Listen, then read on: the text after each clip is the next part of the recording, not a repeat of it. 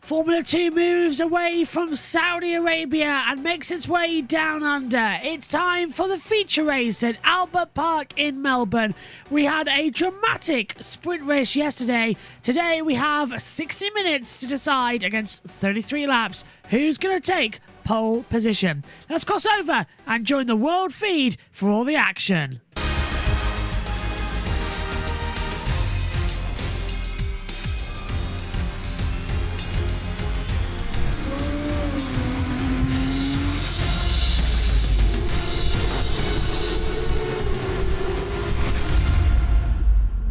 Previously on Formula 2. Welcome back to Melbourne. Formula 2's second visit to this great city continues right now. Victor Martins is out of qualifying. And it's Jack Crawford. Oh, I'm so sorry, guys. They've got one shot at it with the track at its absolute best. Kimi Antonelli to provisional pole. Hauger trying to spoil the party. Hauger does spoil the party. Monster final sector. Yes, come on. And the sprint race is underway. Now immediate crash for those in second and third. The guy just shunted into me. What happened to our championship leader? Into the gravel. Look at this. Very nearly four wide. And Antonelli spins. He goes round. So does Vershaw. One drove into the side of me. Hauger goes the long way round. What a way to take third place. Isaac Hadjar takes the win. Isaac Hadjar has been penalised. Roman Stanek takes his first F2 win. How many times do we keep having this where we have a fantastic sprint race, but then moments later everything's changed again by a penalty? So, Roman Stanek takes a first ever career win as the Formula 2 circus rocks into Grand Prix Sunday for the first time in 2023. It's the third race event of this amazing campaign, which has seen so many different winners. Now we do battle 33 laps and a mandatory pit stop with 4 DRS zones and a 200-mile-an-hour circuit. This is going to be fantastic. It's 14 turns as well, 9 to the left and 4 to the right. It's going to be fantastic. Overcast conditions though here at Albert Park in Melbourne. The wind is coming up.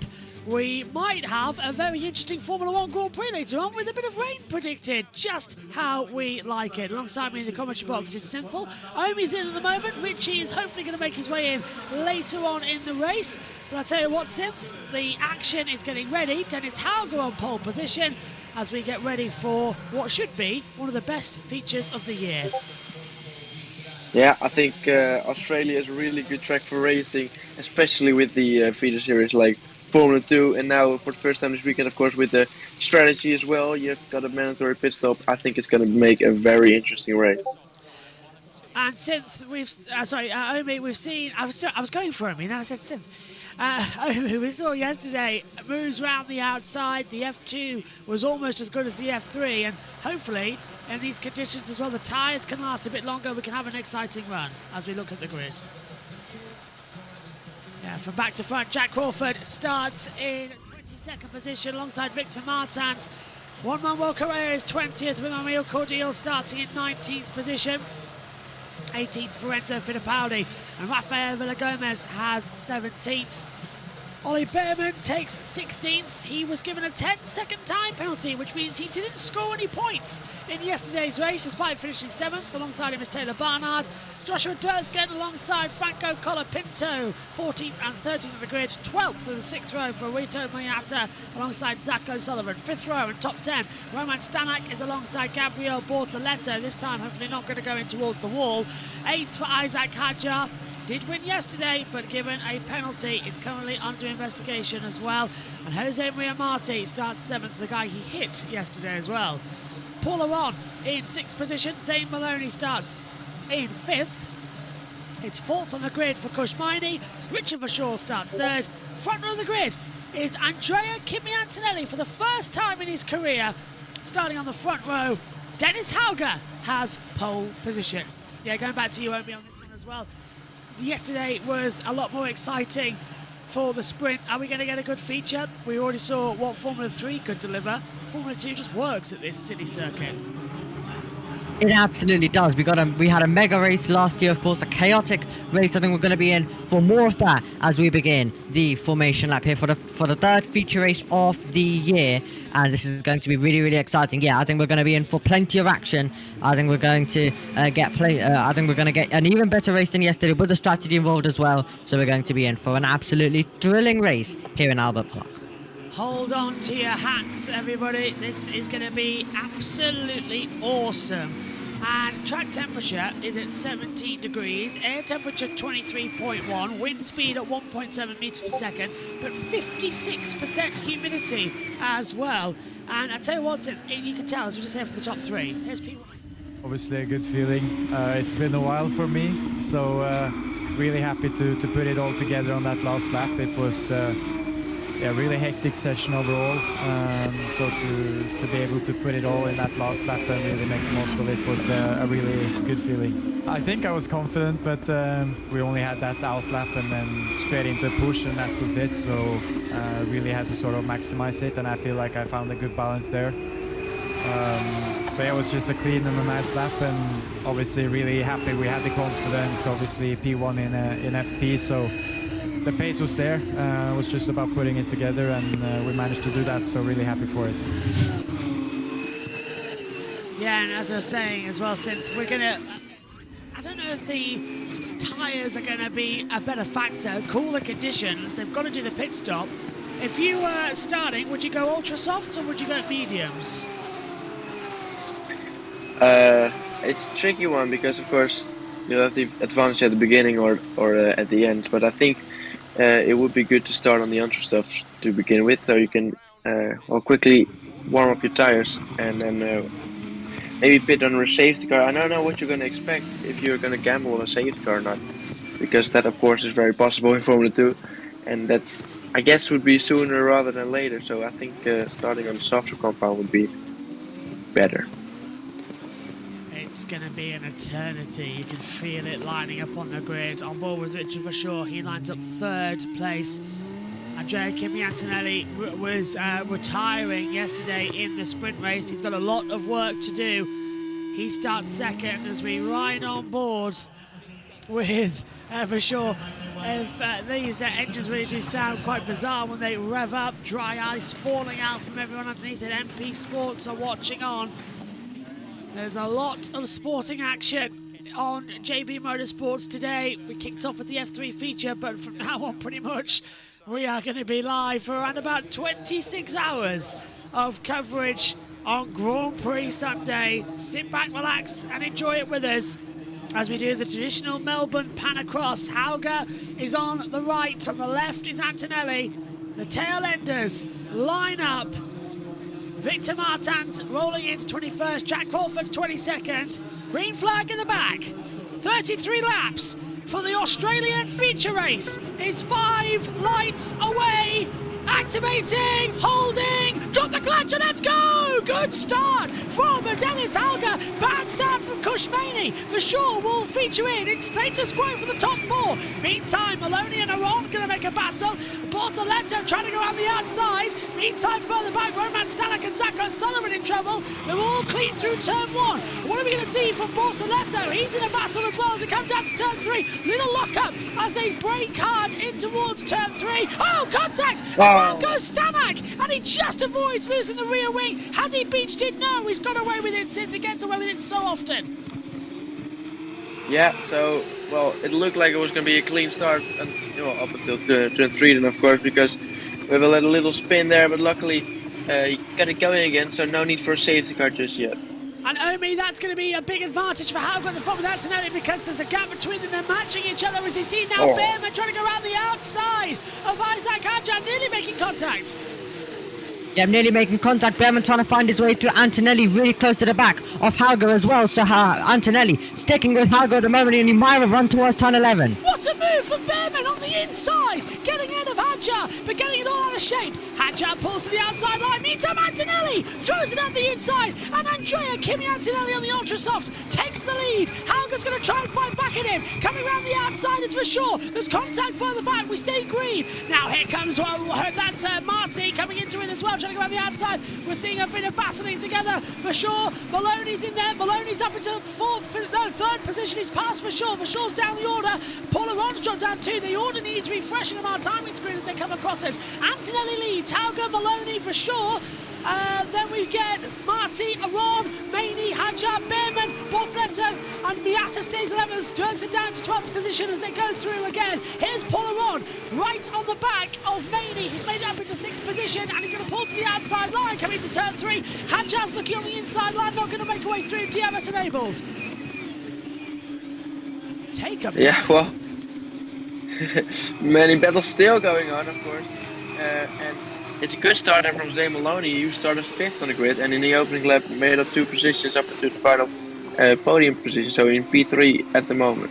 Great start here from SHT. Wow. Behrman up to 9th after starting this race in 16th place as well. Amazing for him. Stanek and O'Sullivan's incident's been noted, has been right with Victor Martins, who's trying to go everywhere. Has to lift before Here getting... comes Hauger. And Hauger's going to go through. Hauger's going to try and take the lead away from Antonelli, and he's done it round the outside at turn 11. Hauger leads Antonelli, and again, we saw that was a bit risky there, from Victor Martins. Durskin pushed him towards the wall. Definitely was risky start. They're battling all over the road. Behrman trying to find his way through as well. And we cut back to the battle for the lead by Hauger, Antonelli, Maloney, the top 3 as well. Behrman was in all sorts of battling. And this is how Dennis Hauger took the lead towards turn 9. He's going to slipstream him, Synth, and he's going to go right round the outside. It's going to be a ballsy move, and it was indeed. Yeah, well, already ahead at the braking zone, so yeah, that slipstream and DRS really helped him out there. But now Antonelli has slipstream and DRS, so he will become closer now, and he will try and attack. This is I think they're pretty much level on pace possibly for the opening lap, so this could be a very good, interesting battle for the lead between the two of those. Antonelli with that DRS tries to look on the inside line, won't get anything for him down into turn 3. Meantime, the battle between Mania, Ron and Hadjar has been under pressure as well, as now we're seeing as well further back. Just trying to see the two cars side by side. That's Colapinto and Correa side by side. That's going to be set to Villa Gomez 14th, Barnard 15th, O'Sullivan 16th, then Correa and Colapinto fighting over the same part of the track, and O'Sullivan still ahead of Colapinto for the party just behind him as well. And they're all tiring together on lap 3 of 33. So, yep. yeah, go on. Antonelli almost losing the 1 second. He's going to get DRS to gain some time back, but Maloney's all over the back of Antonelli as well. And we do have also, they're all still battling. Clouds are in the air though. Yeah, where did that smoke come from? That was very weird. It's not dust or anything, so there's something hanging in the air down at turn 9 and 10. As we run down, here's the race start though, Symphony. It was a good start from our pole sitter as the lights go out. Yeah, definitely a good start from Dennis Hauger, but also from Antonelli, because well, he just kept 2nd place. Top 3 basically the same. Then it was shortly 3 wide there in the back, so I think Maney had to really back out of it, so he didn't really get a good start at all. Maloney up into P4 then, and later on after the dive from Antonelli, he will take P3 as well. Turn 3, then let's see who hit Stanek. I think it may have been Zach O'Sullivan who hit him. Yeah. Difficult to see from this angle. Crawford stalled at the line as well, and he dropped back several places. That's why he's dropped down to 20th position after starting up the order. And there's the spin again. And I didn't see who it was, Omi. Did you get a catch of it? It seemed like it might have been one of the Williams liveried car or one of the Dams Lucas Oil cars as well that may have done it. But look at the start. Victor Martins absolutely flying off the line in the sprint, flying off the line in the feature as well, and he was going all the way around the outside, and it was a great start by Martins. Very close though as he got on the power, so great stuff by Victor Martins there. And this is how Antonelli took the lead. Hauger parks it in the middle. Antonelli found the gap, late on the brakes, dives to the inside, parks it then on the apex. Hauger tries to come back, but then he kind of gets pinched to the inside and almost for sure had a chance to fight back. And this is how Hauger retook the lead of the feature race, going all the way around the outside of turn number 9. Back with live pictures. Hauger leads by 0.3 of a second to Antonelli. Maloney's in third. Then it's for sure. Marty, Maney are on. Hadjar, Behrman, Dirksken in the top 10. So Behrman has got ahead of Joshua Dirksken, but great from him to be up there. Marty ends up 10 places into 11th as SHG points out. Then we get Maeta, Villagomez, Barnard, O'Sullivan, Correa, Colapinto, Fittipaldi, Cordeal coming in the mix as well, alongside Crawford, Stanek, and Bortoletos into the pit lane. Invictus' week and season goes from bad to worse as he serves a penalty. I've looked back, I think it really was Zach O'Sullivan who made contact with Stanek, and that could have been his fault as well, because I think he just braked a little bit too late, so that could be a penalty going towards him. Martins has passed Dirksken for 10th place. Here's Hauger. Tires dropping a bit already. Sloppy. So those on the ultra softs, okay. Cooler track temperatures, I expected that to be fair. Very early. Yeah, it's coming together nicely. Only left 5. They're going to pit then, and they're going to have to take us a long time in this race if they want to go mediums. As we ride again down the backstretch, Zach O'Sullivan has got a penalty, presumably for that contact. 10 seconds on the opening lap for causing a collision. The FIA stewards have been so inconsistent this season already. They're trying to be harsh, but it's not working. Wow. And off the track, taking a lot of curb, yeah. Jose Maria Marti losing, what, 2 places? And now going to be 3 as Paul Aron slips through on the inside for 6th place. Marti down to 7th.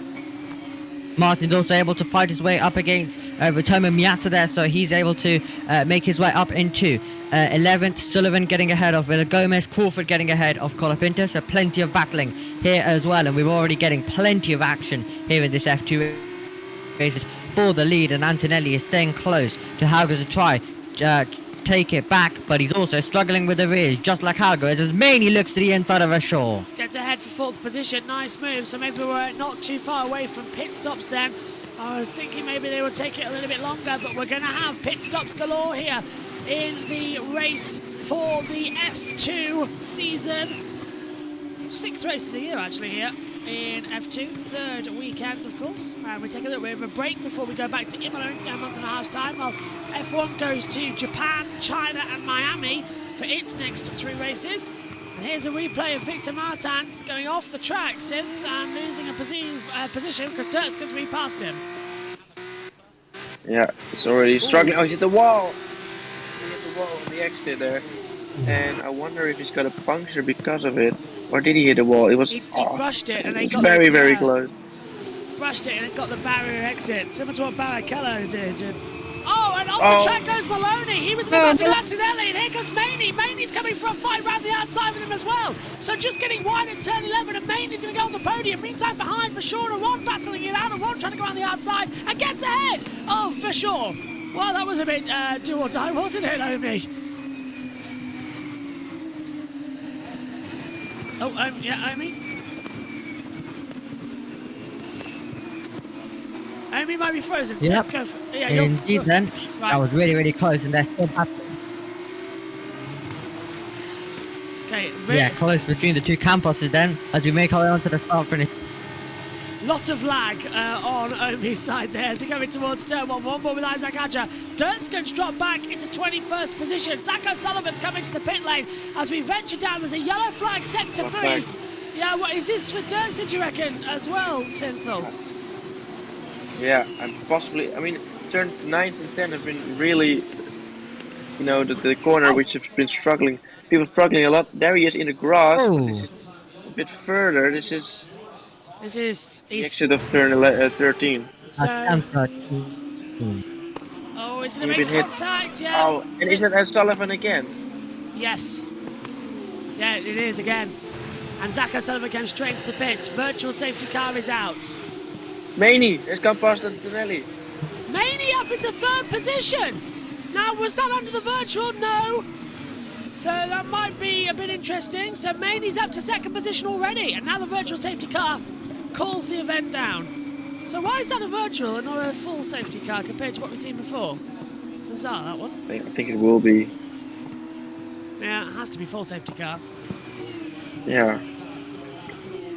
Crucially, you can't pit under a virtual. I think O'Sullivan's out of the race, guys, and Bortoletto's back in the pit lane too, so they're both having problems as the virtual gets deployed. Yeah. Yeah, there we are. Yeah. Weird place to end. What's happened? Well, Bortoletto isn't fully out of it yet. Red lights But, on. well, The red lights on at the end of the pit lane. What's that? It's virtual safety car. You can leave the pit lane. It's not a normal safety car. Can we get a look at the pit lane exit light, please? TV director camera. Okay, here's Zane Maloney. What's he done? This yeah, well, is... he's gone wide, of course, from the exit. Right, yeah. Oh, is that curb again? Over the curb. Just drags him on, doesn't Yep, it? and then this was... Yeah. Just drags him along then and continues on. Does Zane Maloney, but it'll be interesting to see how Antonelli lost the position. Seems like he just didn't really get a good exit, and it seemed like Maney was just able to get his way through. But it seems like virtual safety car should be in soon, so timing it to perfection is going to be crucial, and they're trying to push it back out there. The fans already starting to get in for hopefully it's already been a good Grand Prix Sunday. Let's hope F1 continues that later on as well. So, Hauger, Maney, Antonelli, the top three. And it's Maloney getting involved. Aron, Vershaw, Martin, Hadjar, Behrman, Martin's top 10. Correa, Maeta, Barnard, Fittipaldi, Crawford, Villagomez, Cordial, Stanak, Colapinto, O'Sullivan, Durtskin and Bortoletto. But Durtskin and Bortoletto are out of the race officially now. And Zach O'Sullivan's still in the pit lane, so he might be out as well. Really strange race. And look at The this. no full safety car then. Yeah. Everyone's trying to maintain the delta positive, but it's causing really strange gaps as they come through. Oh no, Mainly what's overtaking. happened? What's up, JT? Hello, why are we under a virtual safety car? Durtskin got hit by O'Sullivan and retired at turn 13.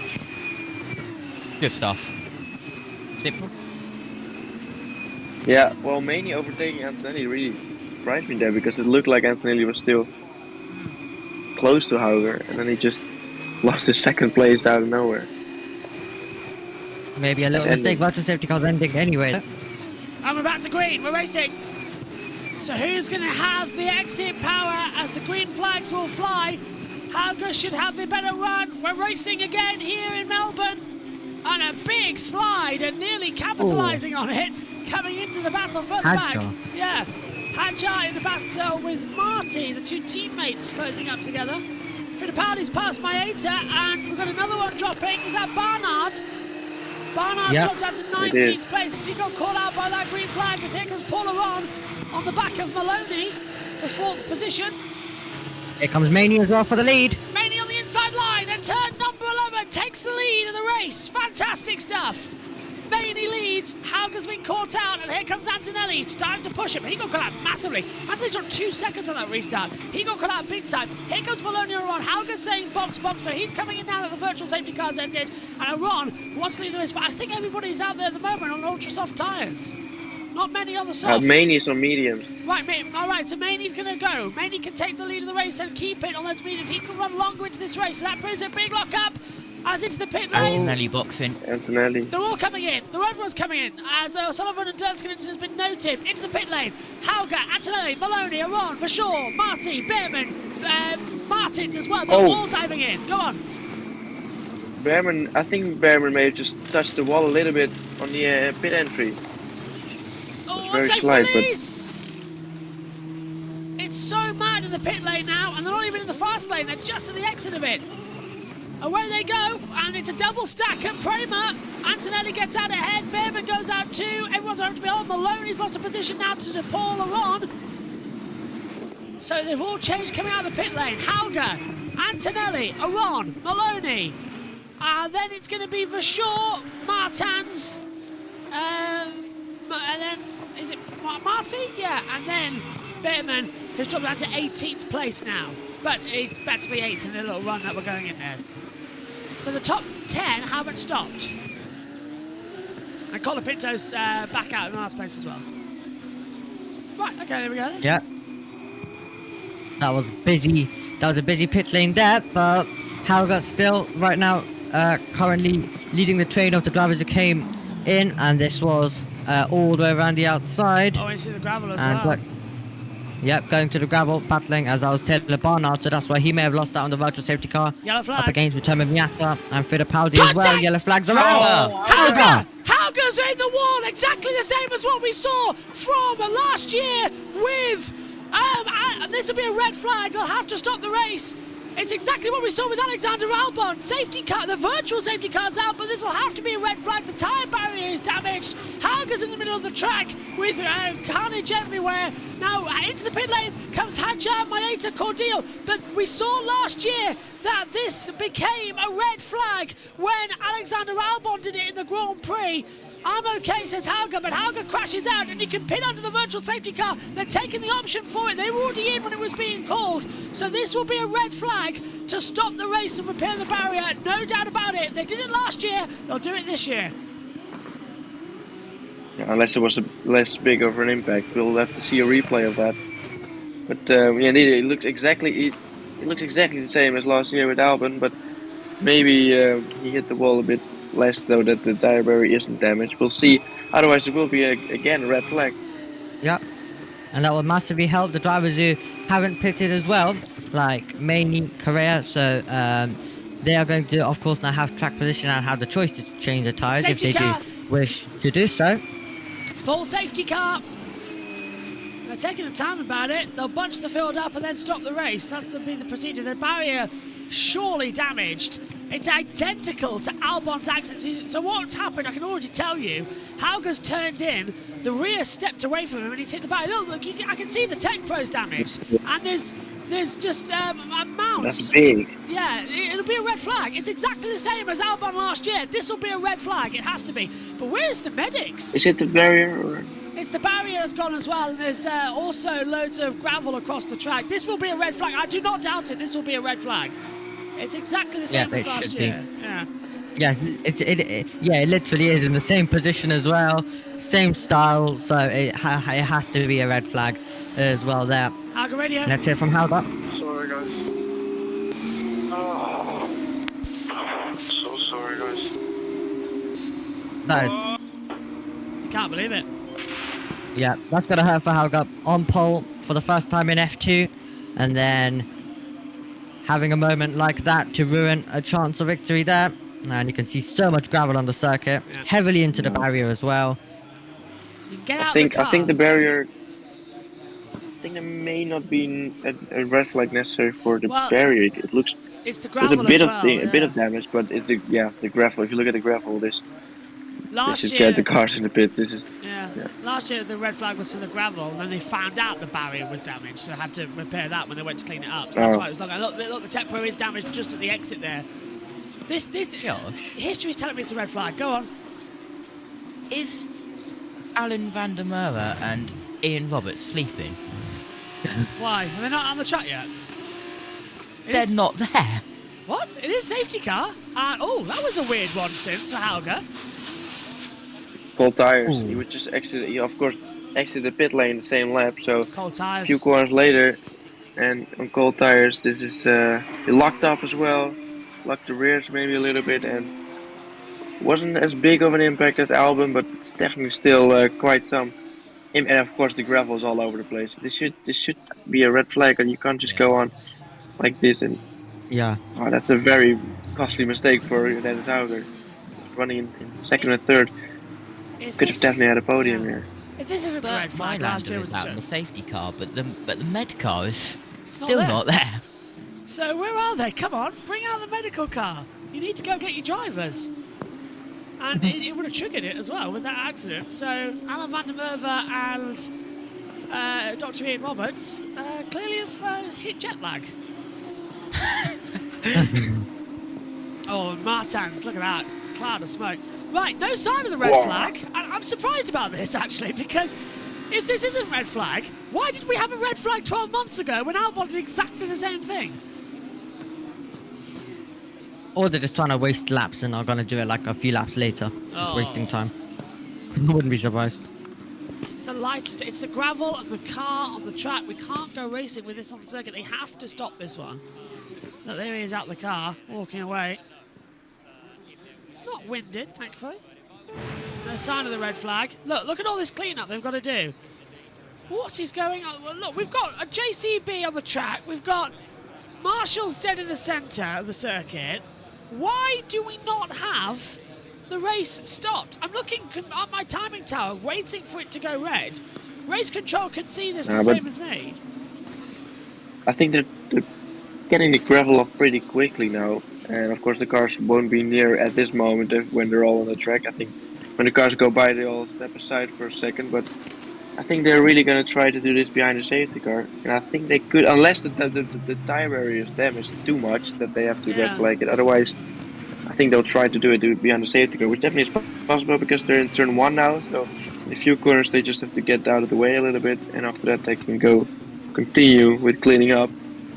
But yeah, it's just that barrier which needs to be looked at now. If this goes safety car and not a red flag, last year was a joke that they made us sit around for the race to be stopped. I'm not even kidding.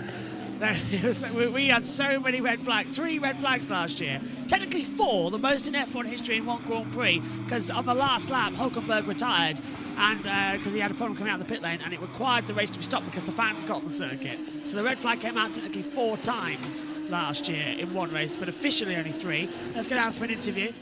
You know, that hurts everybody through the race weekend. I'm not sure what the answer is there, but I'm sure there's people working on that.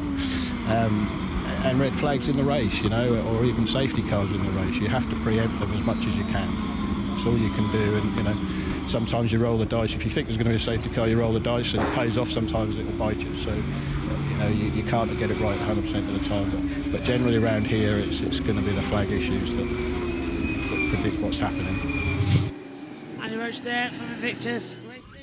Safety car is still out here.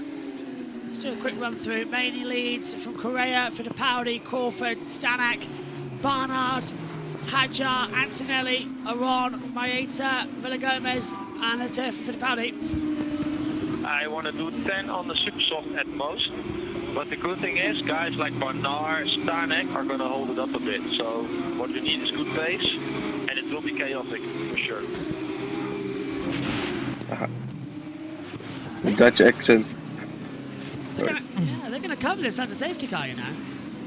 Unless that barrier needs appearing, they're going to cover this under safety car. Wow.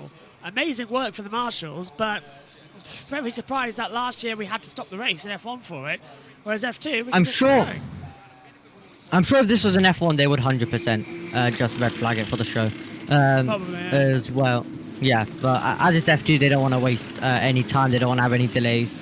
So this was Dennis Hager then. Everything seemed all well for him until he made his way through and had a big lock up, rotated the car, had another snap, and then there was a passenger from there straight into the barrier, gravel all over the circuit, and basically it looked like a similar one from last year from where he was parked, but they're covering it behind the safety car from the looks of it, unless they're gonna unless you're just wasting a bunch of laps and then gonna red flag it for 10 minutes. I think it doesn't have to be for the show, by the way. I think maybe the barrier was more damaged last time because I think Albon's crash was a bit heavier, but or they've just learned from last year, so they were able to do it with under the safety car this time instead of a red flag. So it doesn't really have to be a bad thing. I think they may have just... I guess they've learned from last year as well. Keeping the race going is obviously the main priority. That's the main show. I'm just surprised about it. I think we might be ready for a race restart, you know. Wow. Could be. I am amazed. I really am. Top work by the Marshals. Safety car is going to be there. I want to make sure that barrier is 100% though. Obviously they want to do it, but if that happens later in F1 and it's a red flag, it's a bit weird. Well, I think we'll all question it. Safety car not coming in yet. No sign of it ending. I think we'll get told on the next run around. Kushmini watching on. Exit now. Yep, we're not going to go green this lap. Safety car will stay out at least for another lap. Yeah. So, Hadjar is the highest driver who's made a pit stop. So, could he maybe have a chance to win the race? But he's, even after being denied yesterday, where we actually went on the circuit, but then, of course, was denied overall on the due to penalties, of course, which might still be removed. So, maybe he could end up doing the double. Who knows if he's able to win this one? But Antonelli's going to be all over the back. So, that could definitely be exciting to see whether he can try and challenge. And of course, Hadjar did win one race last year, but that wasn't really a proper race at all. He didn't even start on pole. He wasn't even meant to be on pole for that one. Paul Cher had issues, and he had to start for the pit lane. So it moved Hadjar to inherit P1, and then it was just half a lap of racing and then just laps behind the safety car and chilling in the pit lane. So his first proper victory came yesterday, but it got removed, and he might get it back even. If we spend any longer under this safety car, we're going to go to a timed race. Because we're 15 and 33, Yeah. we've got 32, 35 to go. And of course, we can't rule out the Ending. possibility of another safety car Yeah. happening in the next coming lap. So, but the safety car will be in this lap. Ah, we're racing, okay. That's a surprise. I want to praise the marshals. Top work. Because I think we all thought that would be a red flag going on last year. And the marshals have absolutely blown us away with how good they are. Fantastic stuff. And now Bert Mailander will escape away. He'll go full throttle now, by the way, in that car. How long to the next safety car then, Synth and Naomi? Safety car's in this lap. I'm going to say we're going to get a safety car on lap number 19. 19, alright. Then I'll go with 23. Oh, JT? Lovely. Oh, hello. I'll go in the middle with lap 21. Sounds good, okay. I'll go for immediately. There'll be safety car upon safety car. Look at this, mainly then on old mediums. Correa the same for Fittipaldi Crawford. But watch out for Antonelli, who now effectively has the net lead of the race with Hauger crashing out. We are racing again in Australia. No need for a red flag. The marshals have done a fantastic, super job to keep us racing as we come out of the last corner. And the feature races go once more. And Fittipaldi's had a poor exit here, and that's going to allow Crawford to have a real run in him on the last corner. And it's going to be across the line almost as well. Now we can overtake. Crawford's round the outside. Fittipaldi's had a terrible restart. Crawford's going to get a run at him, but he goes off. Fittipaldi makes a mistake. Crawford round the outside, and here comes Roman Stanek getting into the mix as well. Crawford's on the inside. He'll get through into three. Fittipaldi goes defensive. Stanak's going to find his way through. They're nearly touching. Fittipaldi's nearly off the track. Crawford forces him off. Here comes Stanek round the outside. 2 places lost in one corner. But look at the top 2. They've already jumped away. Look at Antonelli. He's struggling on new tyres to get ahead of Hadjar. Yeah, but also remember, Hadjar's also on new tyres as well. He was able to make a pit stop under the virtual safety car, so he's actually the highest driver who's made a pit stop. Right, good call. Sith. Yeah, and now look as well, Antonelli under pressure by Paul Aaron, who is looking now side by side in front as well. There's many battles going on. Oh, that's going to be dangerous into the braking zone. We've got 3 wide on the inside, and there, that's Hadjar has passed Barnard, but he hasn't got past Fittipaldi. And Antonelli and Aron still in the battle. No DRS until the next lap. So as they come down to the braking zone for turn 11, hard on the brakes. Fittipaldi on the inside going defensive. There is Antonelli trying to get ahead and does so. No, he does not get ahead of Taylor Barnard. I thought he might. He hasn't. And it's just getting a little bit mental now as they come in. Oh, and Barnard further back as well, trying to have a little bit of a battle between them and going off the track as well as they come into it. Side by side, Williams on the inside. Maeta gets through. That was Maloney trying to hang it on the outside of the final corner, which we haven't seen much this weekend. Now he's looking to the inside and braking late, but oh, he's gonna go off a little bit there, Miata. And has got a bad exit for sure now, and he's gonna get many cars behind him. We're gonna try and get past Western 3. That's going to be time for Maloney, but the Barbados driver gives him enough space and runs off the track trying to do so. Gets back on the power, loses 1, 2, 3 places. As we see now, battles, because we've got Victor Martins battling, and they're coming in. Behrman, Colapinto, all going off the track. Wow! There's Behrman, Colapinto, and ahead we've got Maloney and Cordial in there with Rashore. And here's Hadjar. Harry going for the Paldi, trying to get into 5th position. Around the outside with DRS activated in towards turn 9 and 10. And does he do it? Yes, he does. I like this race. It's a good one. Go on, Tim. Yeah, it's a huge train behind as well, and Antonelli went a little bit wide there, or that's, I think that's Brammer actually. And look at this, they're all so close together. I wonder how they haven't crashed yet, to be honest. And looking at that, yeah, Maney's just at the fast lap of the race, a 1:32.202.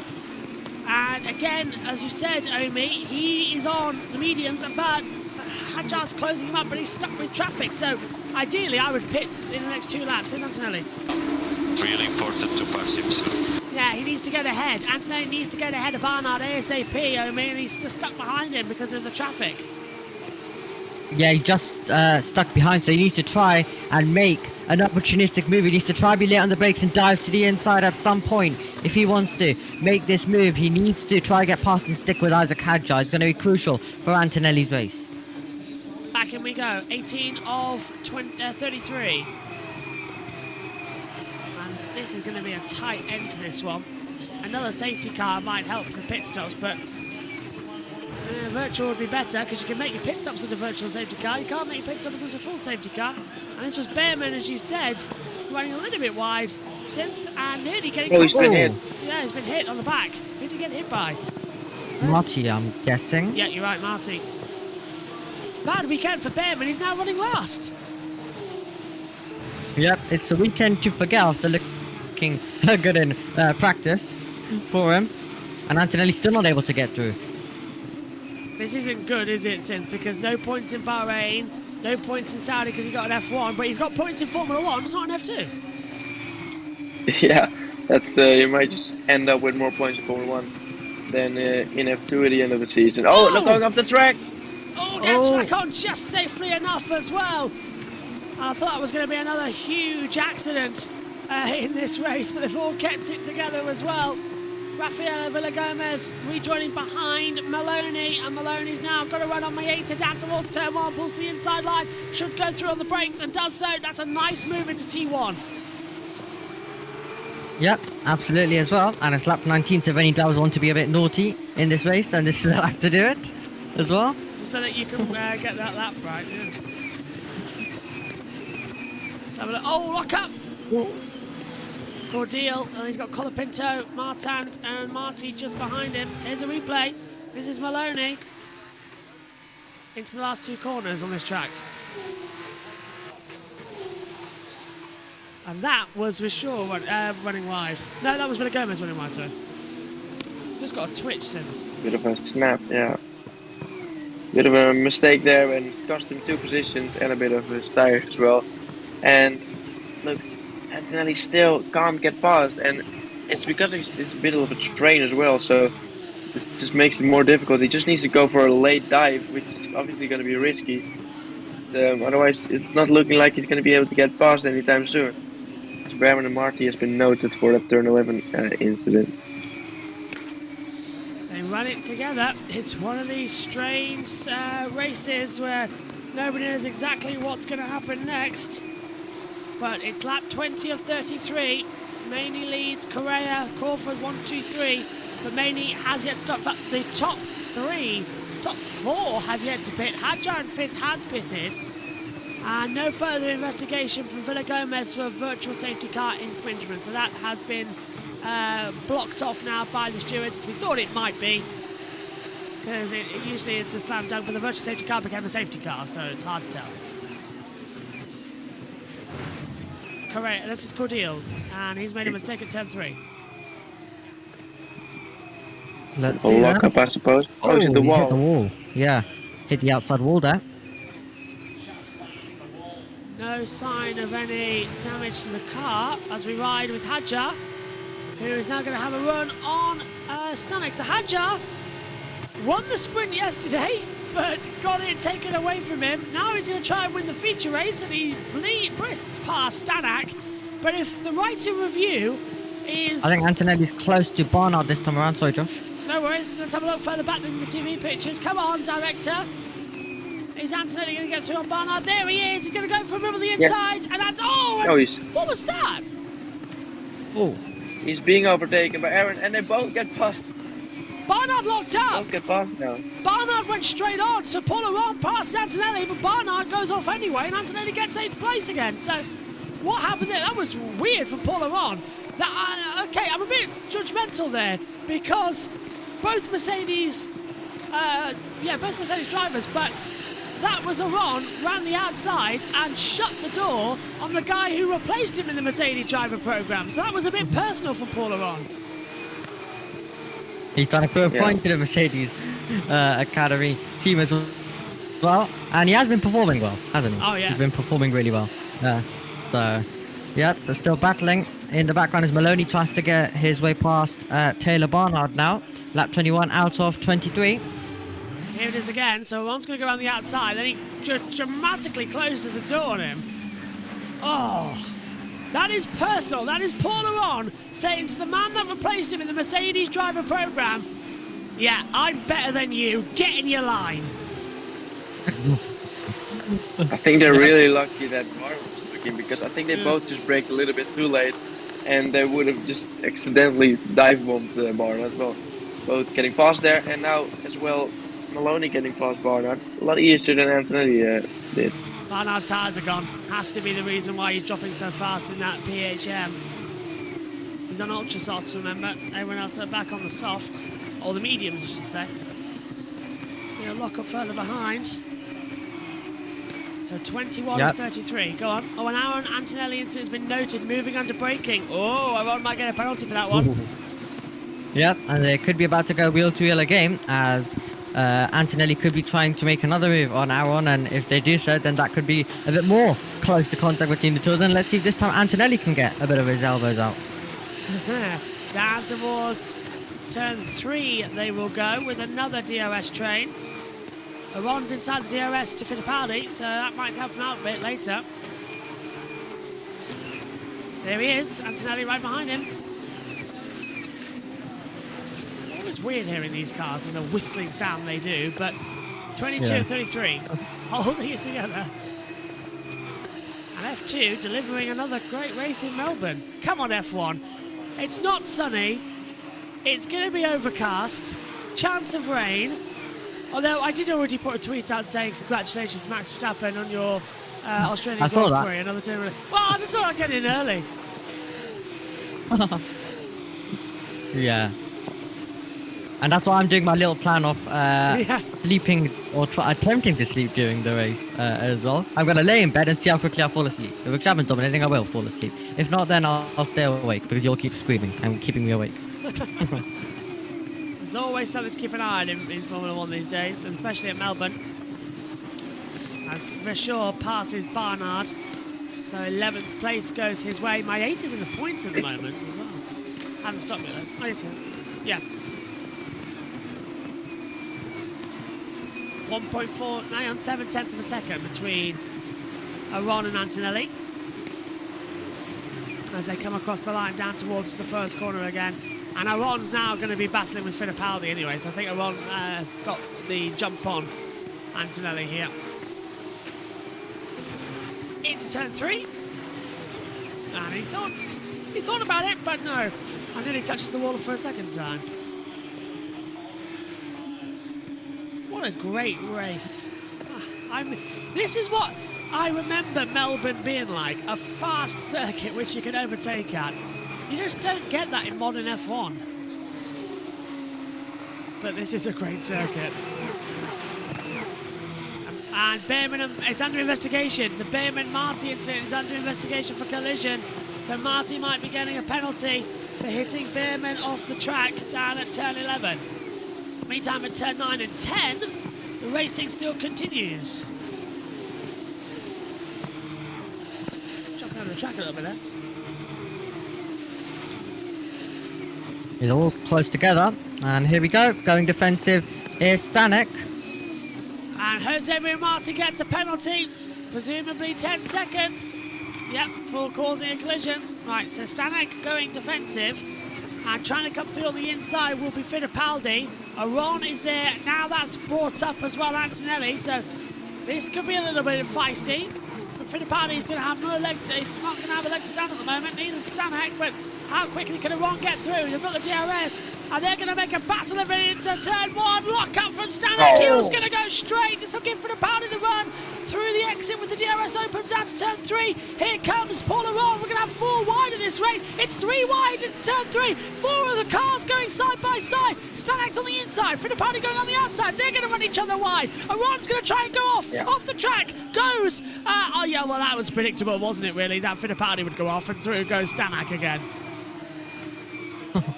Yeah, obviously Stanek was going to force him off the track there, and one of the stewards are going to penalise him for that. I mean, he could have expected it, really. It was a bit opportunistic from Fittipaldi and cost him a lot. Here comes Aron to the inside with the DRS. And look at that, Maloney's going to try and pass Antonelli. We've got 2 on 2 here. Coming through, turn 9 and 10, they're all going to concertina together. And that's going to be a move. As Aron goes through, Antonelli goes through, Stanek drops down to 7th, and here comes Maloney to make a move. Didn't see that one coming. He's going to lose 3 positions in 3 corners. As he, of course, now here, Maloney goes down the inside and gets past as well. This is fabulous stuff. But of course they're going to be faster if they're going for a pit stop. If I was Stanek, I'd box now. And he's not doing that. The Ultra's not lasting as long as we thought they would. They were going off after 5 laps earlier on in this race. Crawford's done a 1:31.650. Fastest lap of the race so far. And he's running, where is Crawford? 3rd place. So he'll get the bonus point. And Maloney's up. Sorry, go on, Romy. Yeah, both Dams drivers in those positions right now are still yet to make a pit stop as well, and Hadjar not able to trouble them at all. It's 5.2 seconds to Paul Aron, and then you have Antonelli, who wasn't able to stick with Hadjar, and instead he's coming under a bit of pressure by Maloney. Stanek Fittipaldi forcing another driver off the track has been noted, so we'll see what happens with that later on. Now, what's Maloney going to do here? He's inside DRS on the run down to turn 9 and 10. Will he wait for turn 11, or can he make the move? Here's main radio. Pace, mate. 9 left away, half left to go now. So Maloney's going to go around the outside, and he gets ahead of Behrman. Hey! Fantastic manoeuvre, wrong time for a radio. Stupid F2 director there putting that in. But what a move from Maloney, right around the outside and gets ahead of Antonelli. That was good by Maloney, being able to make that move, battling in the background still. Yeah, we've got Stanek battling again with And Fittipaldi again. And Fittipaldi's going to really shove him off, isn't he? Oh. He doesn't want him through, and he's got him. And now, look, his teammate's not going to go through, is he? Is this going to be Vachour battling on the inside line, getting ahead of Stanek? Yes, it is. The 2 teammates nearly making contact, and into the pit lane comes Stanek. No further action for Aron and Antonelli. Ha!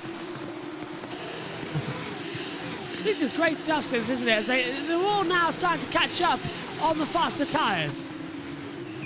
Yeah, looking at this train, we're not going to be stopping with looking at some battles, because this is going to continue on for another couple of laps, as we see in the back, I think, for sure. Yeah, look at this battle going on. That's Villa Gomez having to defend now. He's going to lose the position to Colapinto. And he's going to keep it. Colapinto's on the inside line, and Villa Gomez jumps over the exit curb, and he's going to rejoin behind, but he'll say he was forced off the track by the MP. I think he might go for that one as well. He did force him off there big time. So I think he might have a leg to stand on there. And look at the trident now of Vachour. Vachour coming for a battle on Fittipaldi for 9th position. Fittipaldi's yet to stop. Vachour has. So this should be an easy move around the outside. Fittipaldi's not going to make it so. And he's got him. Vachour up to 9th. And no sign of the pit stops yet from everybody who hasn't stopped. But Maney's now losing time.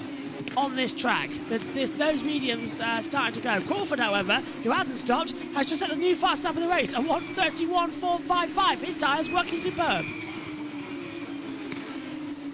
And a new personal best. God, it's racing everywhere. You can barely keep across of it all. Crawford, yeah, I've already said that. Down the straight we go. Everyone's twitching left and right. And now we're going to see a move on the inside line as Colapinto tries to have a go on Barnard. Not going to work there. DRS open now to turn 3. They're all stuck in a train together. This is the one problem with Albert Park. You can make manoeuvres, but it's changing dramatically as the tyres situation is going to be different. And this is Maloney making the move a few laps ago on Antonelli. Yep, into turn 9, round the outside, commits to the corner, gets that position. Great stuff there as well. And this was Colapinto round the outside. Willow Gomez keeping his foot in, and he was shown the curb there and pushed out wide. He would rejoin and sit behind there. A few more laps to go in this race, and that was Maloney getting super close to the wall and kicking up some dust for Antonelli and the drivers behind to go through. This track bites. It's got its edge back. I love Melbourne now. This is it's fantastic racetrack. Into the last corner again at turn 14 and down the start-finish straight. And this next year is going to be the season opener for F1, F2 and F3. Just wow. And again. Yep, and these two dams who had contact yesterday are about to do battle now. Or almost contact yesterday. Correa leading. Crawford's on much faster tyres despite having not stopped. He saved them well. Correa hasn't. Crawford's going to dive on the inside, lay on the brakes. The two teammates doing battle. But it's Crawford who takes second position. Now he can set off to Maney. Well, they've got to stop. pitted. I think we might be in the pit window now. So I think it could be any moment that Maney will pit as well. So they're going to lose out here, the top 3. Maney has got a gap of, I'm trying to have a look, to Hadjar, 6 seconds. So Hadjar's going to win the feature, despite arguably not deserving it. It's weird saying that, but he doesn't, because all he's done is change tyres. Maney has driven a fantastic race, and he's going to lose out due to this tyre rule. So, yeah, maybe it's time to make Pirelli tyres that degrade inside the set race distance and not like Formula 1 where they can last ages, because it needs to change. Because this is going to be the second time this has happened now in 3 feature races where somebody who's on, think about it, it happened in Saudi as well, Fittipaldi benefited. It's just not working because Maney's driven a great race. Yep, Maney definitely has driven a good race. 5 laps to go in this race. And Isaac Hadjar, who was able to make the pit stop doing the virtual safety car, he is going to get his reward as well. And with that, he pitted just about at the right time, and with a bit of luck, he's going to be able to take the feature race, maybe even sprint victory, because they're still appealing that and sorting that out with the stewards. So who knows? I'll say this as well. If you can't do your mandatory pit stop under a full safety car, you shouldn't be able to do it under a virtual safety car. Oh. And Behrman spins 360 through turn 1. The fans love it. But Behrman does a 360, continues on and gets a round of applause. He's a showman if ever. Oh, he also scared us there. But Behrman, lucky to not stall the car, kept it going though. So great stuff by him, as Martins is now also going to try and attack Marty as well, who's kicking up a little bit of dust there. More dust being kicked up by everybody as the race continues on. I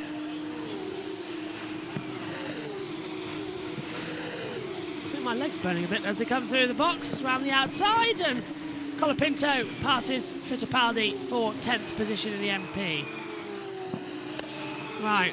It's where Maney would have won. Yeah. It's a sour taste, this one, it really is. Because now Hadjar is going to be cocky.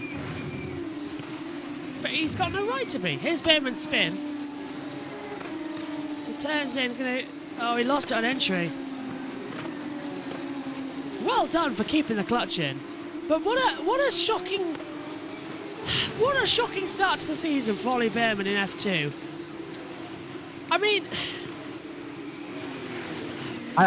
Well, I mean, it's good that he got that F1 run, because if he was driving like this in F2, then Yeah. I don't think many people would have been happy at all. he's proved what he can do in a Formula 1 car, but the F2 is just not working with him. But Well, not working at certain circuits. yeah, well. Behrman deserves an F1 seat. So annoying. Yeah, go on. So it's really good that he got that opportunity, or he may have not got that Haas seat next year as well. SSG says as well, Behrman going to be on 0 points still. He is. He's got more points in Formula 1 than Formula 2 this season, which is very strange.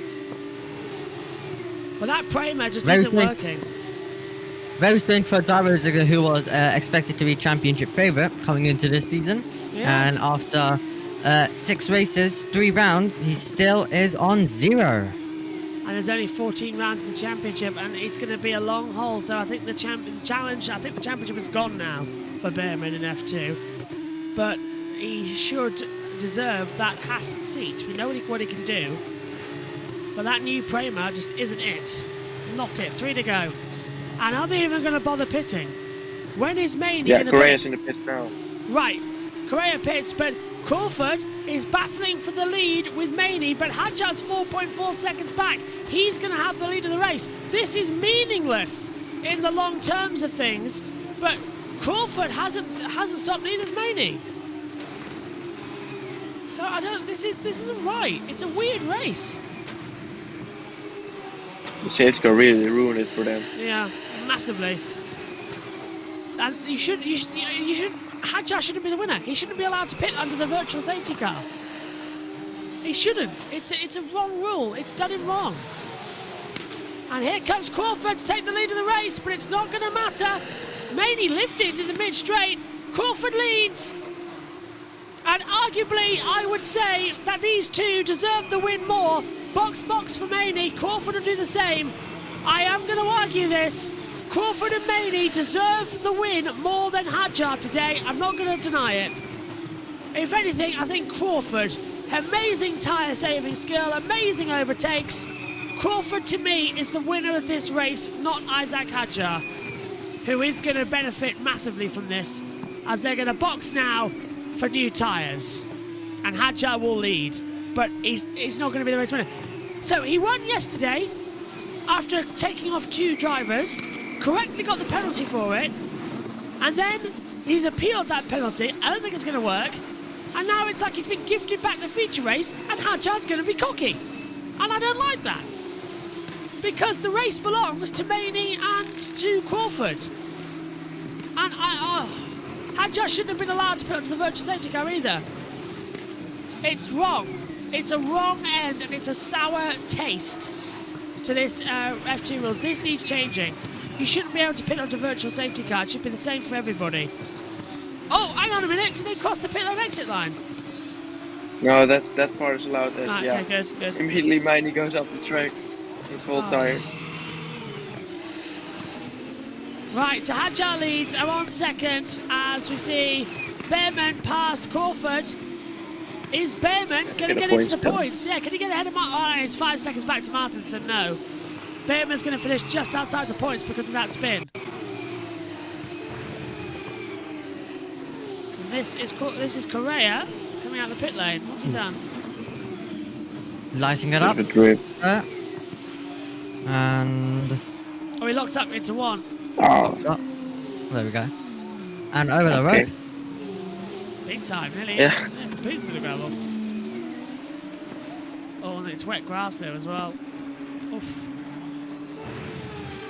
Well, there's Isaac Hadjar, who will start this last lap, and sunshine now out here in Melbourne, and he will be the victor of this race, but arguably he's not going to deserve it. Paul Aron in second position, I'd say does deserve a podium. He's done a great race. Maloney, our championship leader, is going to be in 3rd, and Antonelli will be 4th. Maeta against his best was only in 5th, but I don't know, it's a sour taste for me, boys, this one. I don't like it.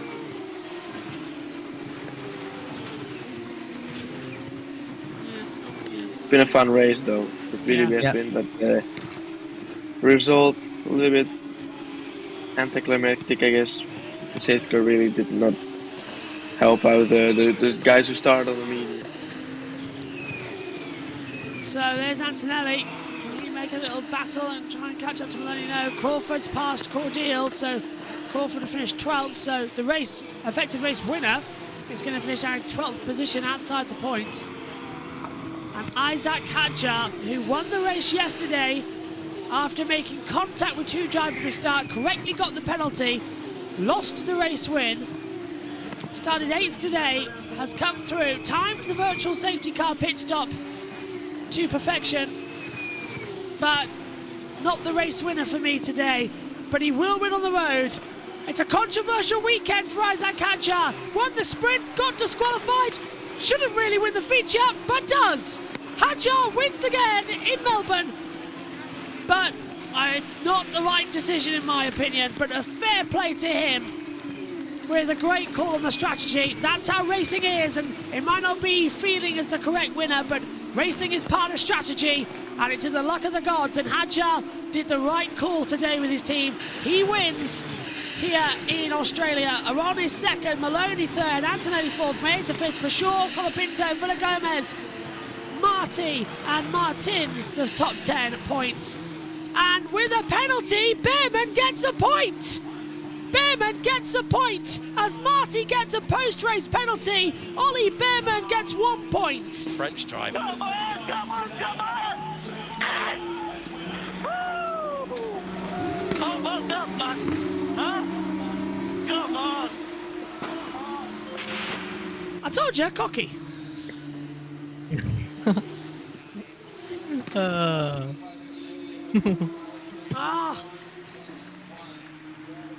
Congratulations, Isaac. Yeah, you got the strategy right. Well done.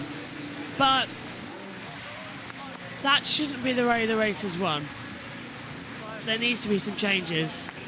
That was a damaged F2 race, and it's been a bit of a damaging weekend as well in terms of things. F2, great on-track action, but politics are destroying it. Fastest lap, mate. Well done. Top job. Nice, nice. I can already hear myself screaming on the radio. But yeah, no, nice to get the fastest lap. Never really done a race where, you can go for it at the end. So, yeah, thank you guys. Really good car. Really fun race. Paul Aron. Didn't he just lose his Go on. fast lap at the end? Crawford got it, yes. And Crawford in 11th. So yeah, he did lose the fastest lap, annoyingly. Right, Sins, do you need to dive off? Or what's the plan for you? No, I'm okay. Excellent, okay. Let's hear from Zane Maloney, and we'll hand over to the two Alexes until we get to the podium ceremony. We'll hear from the top three again. As us in the comms box takes a little break, let's hear from Zane Maloney, and on the other side, Alex Brundle and Alex Jakes will take over. He finishes third, our double race winner from Bahrain. Technically, Hadjar's done the double as well, but it will change over. We're going to hear from Maloney? No, let's go over to the world feed. The driver is really putting himself in the shop window for Formula One. That is why Formula 2 exists, not just to give you a wonderful, wonderful start to your Grand Prix Sunday, but to elevate the drivers. Listen to that. Love the respect that this crowd has for everyone that they see, putting it all out on the line. This is a quick racetrack now. This is a circuit that can bite back. But Hadjar, he was pumped up yesterday, but today, another story entirely.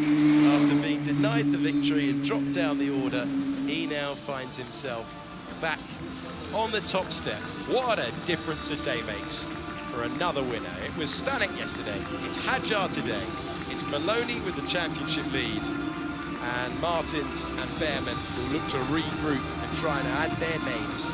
But it's other faces, it's other drivers who last year just didn't go to plan for him. He was outside the top 10 in the championship, but he's looked a different driver all the way through this year, Alex, and now he's got the results to prove it.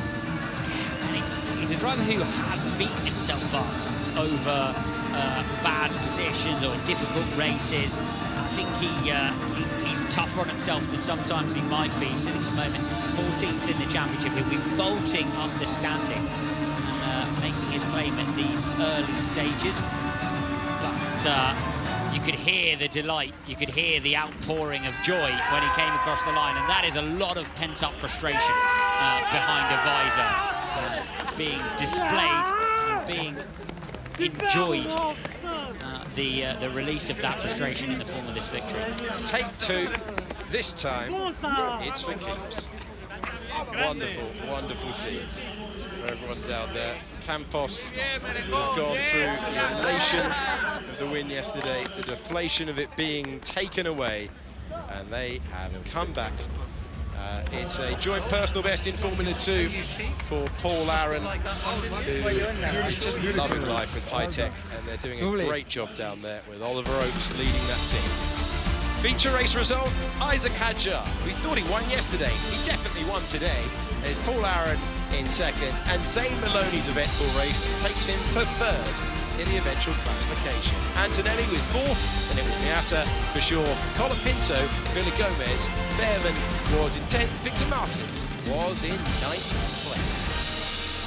Crawford found himself with that time penalty. He's in 11th, then it was Amory Cordial, Kushmaini, Pepe Marti, and then Correa, Stanek, Barnard, and Fittipaldi at the back. Hauger hit the wall at 6, Bortoletto issues at the start, Dirksen spinning round, spun round, I should say.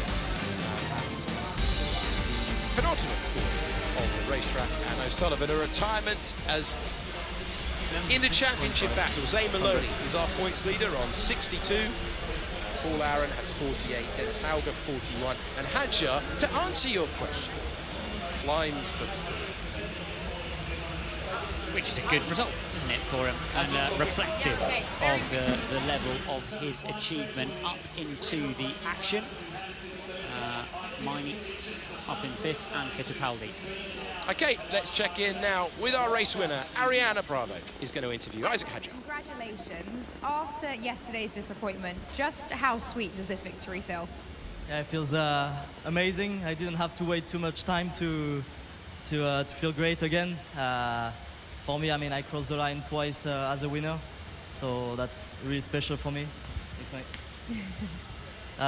So yeah, it feels amazing after yesterday's disappointment, that's for sure. And yeah, the team did an amazing job to win here in Melbourne. Is incredible.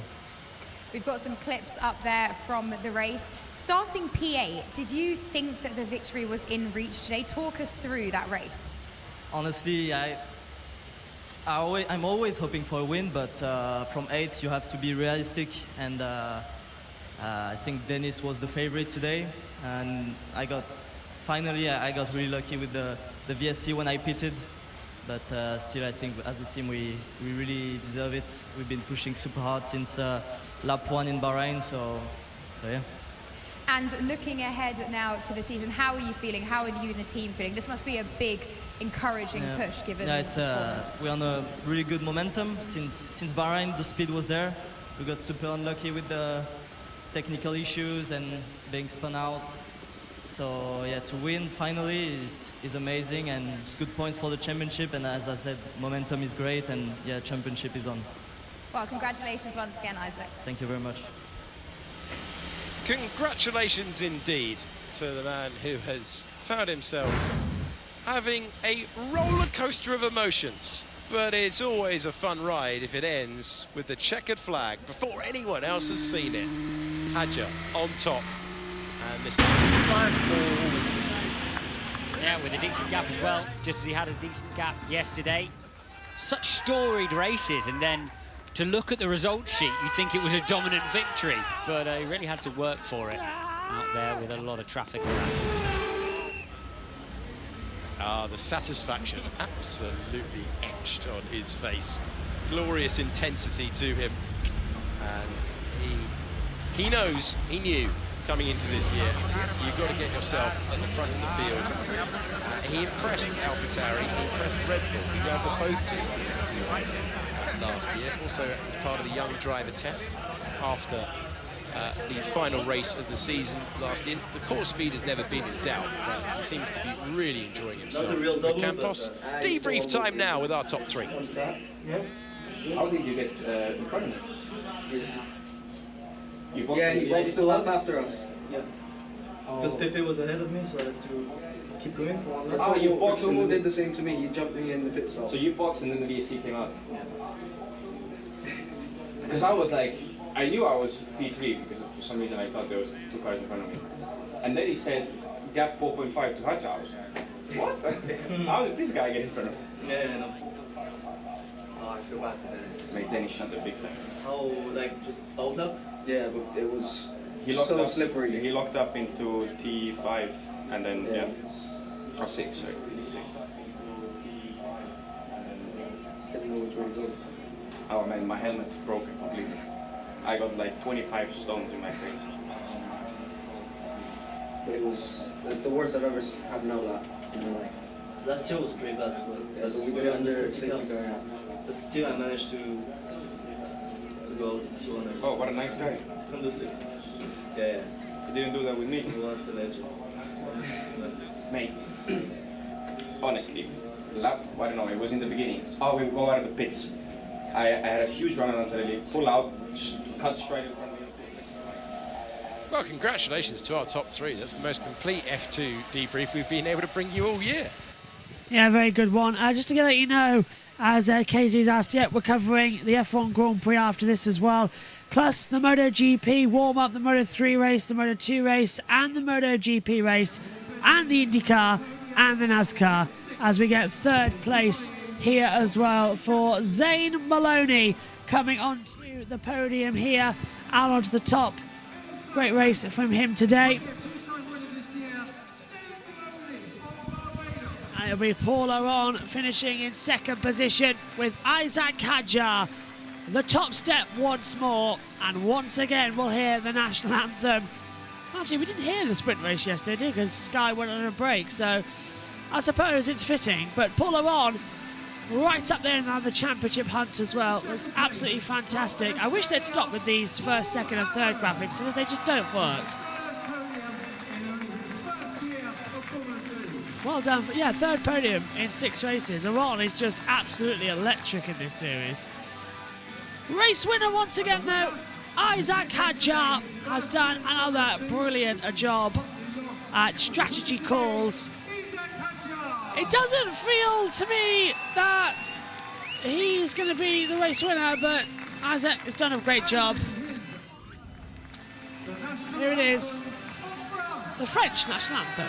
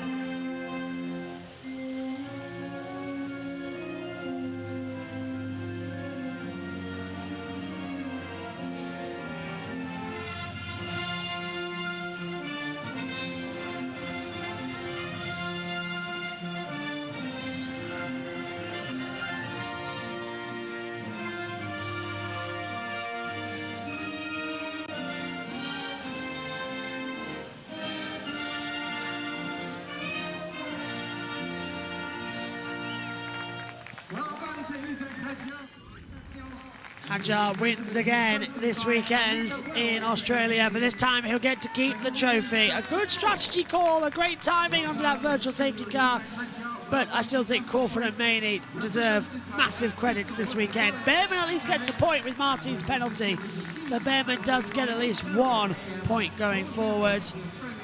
Mick Doohan presents the trophy for 2nd. Paul Aron, he is proving Mercedes wrong for letting him go from the development team. And 3rd place for Zane Maloney. And here in Australia, it's time for champagne down under.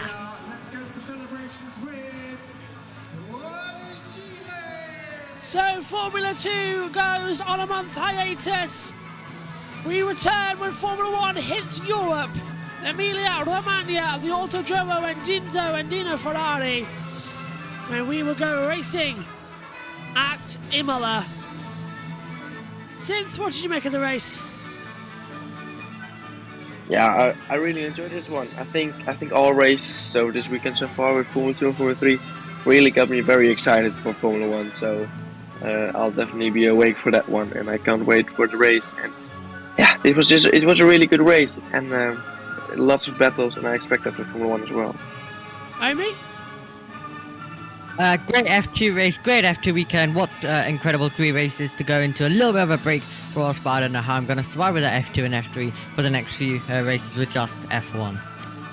And Josh T, finally? From what I saw, it was a good and little bit of a chaotic race.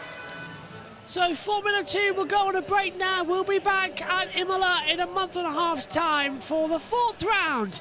But leaving Australia once again, it's all about politics and not all about confidence. We'll see you when Formula 2 hits Europe for the second half of this season. Coming up shortly. Bye-bye.